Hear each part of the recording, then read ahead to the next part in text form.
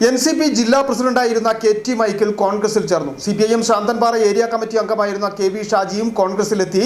പ്രതിപക്ഷ നേതാവ് VD സതീശൻ നയിച്ച പൊതുയുഗ യാത്രയിൽ ഉടുമ്പൻചോലയിലെത്തിയപ്പോഴായിരുന്നു പ്രമുഖ നേതാക്കൾ വേദിയിലെത്തി അംഗത്വം സ്വീകരിച്ചത്. മുമ്പ് കോൺഗ്രസിന്റെ ജില്ലയിലെ തന്നെ പ്രമുഖ നേതാവായിരുന്ന KT മൈക്കിൾ INTUC തൊഴിലാളികളെ സംഘടിപ്പിച്ച് തോട്ടം മേഖലയിൽ പാർട്ടിക്ക് വലിയ വേരോട്ടമുണ്ടാക്കിയ നേതാവായിരുന്നു. എന്നാൽ പാർട്ടിക്കുള്ളിലുണ്ടായ ചില പടലപ്പിണക്കങ്ങൾ മൂലം ഇദ്ദേഹം കോൺഗ്രസ് വിട്ട NCPയിൽ ചേരുകയായിരുന്നു. NCP ജില്ലാ പ്രസിഡന്റും സംസ്ഥാന കമ്മിറ്റിയിലെ പ്രമുഖനുമായിരുന്നു KT മൈക്കിൾ.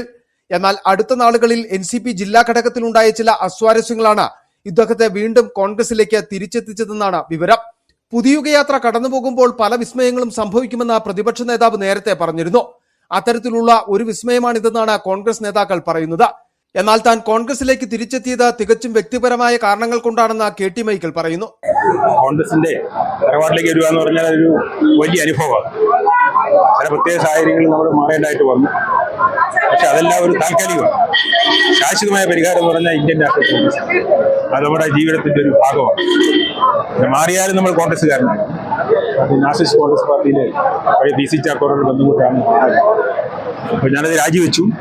ഞാനിപ്പോൾ സ്വതന്ത്രമായിരുന്നപ്പോഴാണ് ഇവിടെ നമ്മുടെ പാർട്ടി കോൺഗ്രസ് പാർട്ടിയിൽ വലിയ സന്തോഷമുണ്ട്. അവിടെ വന്നപ്പോൾ ആള് തന്ന നമ്മുടെ പഴയ സഹപ്രവർത്തകർ തന്ന സ്നേഹത്തിന് നന്ദിയുണ്ട്.